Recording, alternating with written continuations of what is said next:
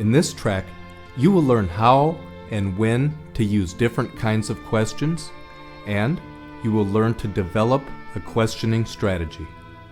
In communication events, your questions are more powerful than anything you can say because your partner's information is more important to him than yours is. Questions demonstrate your interest and respect.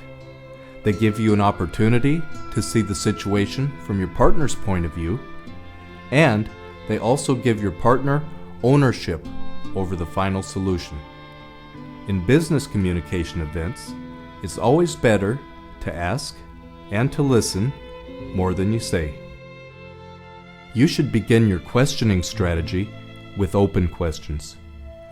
Open questions don't create pressure, and they offer the major advantage of gaining you a lot of information. Examples of open questions are, how do you feel about?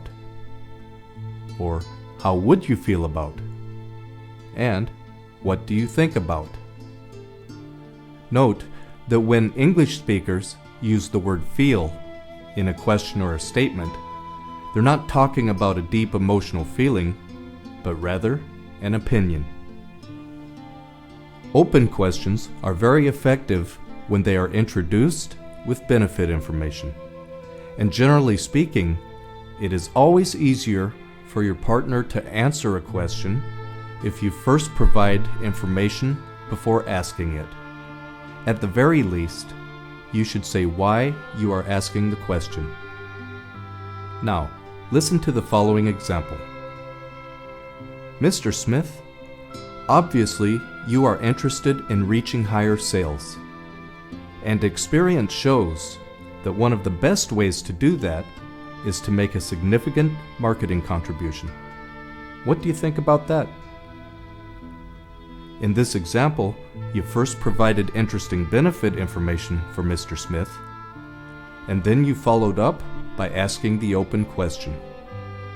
As you can imagine, Mr. Smith can answer this question much easier than the question, what do you think about making a significant marketing contribution?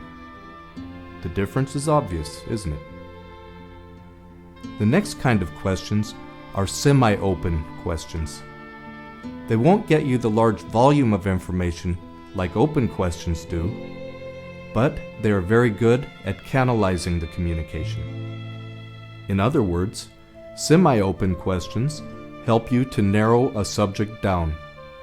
Examples of semi-open questions are, could you be more specific? Or, how could we help you most in that area? And, what do you base that on? Could you be more specific? This is a general, all-purpose question which you can use anytime in any situation. In fact, if you don't know what else to say, or if you just want to gain some extra time, it will almost always work for you. How could we help you most in that area? This is the right question to ask when your partner wants something which you can offer. It is excellent for the communication atmosphere, and it leads you to finding out exactly what your partner really wants. What do you base that on? You should ask this question when your partner has said something or asked for something which you feel is out of line. This question requires your partner to provide objective evidence to support his statements or his requests. What do you base that on is also the right question to expose his bluffs. Finally, let's look at close questions. You should only use close questions if no other kind of question would work. The reason why is that close questions create a lot of pressure. If you ask several of them in a row, your partner might easily feel that he's being interrogated by the police. However, there are times when you need to pin down a detail, or when another kind of question just wouldn't make sense. For example, If you need to know how many people work at his company, it doesn't make sense to ask, how do you feel about the personnel situation in your company? Obviously, this question wouldn't get you the information you need, and it would therefore be counterproductive and a waste of time. Another good time to use closed questions is when you have lost control of the conversation. To get the control back, just wait until your partner has to take a breath.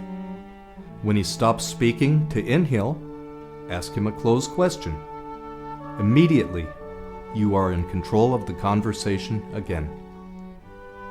Some examples of closed questions are: who exactly?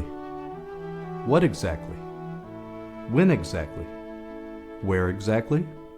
Why exactly? And how exactly? As well as how much and how many exactly. Exactly is an important addition to the question because it helps your partner filter through all of the possibilities and find an answer easier. Now, let me summarize what we have learned so far.